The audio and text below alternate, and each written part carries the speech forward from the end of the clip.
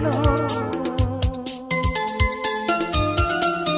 ಸುಖವಾದ ಭಾಷೆಯ ಕಲಿಸೋ, ಸರಿಯಾದ ದಾರಿಗೆ ನಡೆಸೋ ಸಂಸ್ಕೃತಿಯೇ ಗುರು ಕಣೋ. ಮರೆತಾಗ ಜೀವನ ಪಾಠ ಕೊಡುತ್ತಾನೆ ಚಾಟಿಯ ಏಟ. ಕಾಲಾಕ್ಷಣಿಕ ಕಣೋ.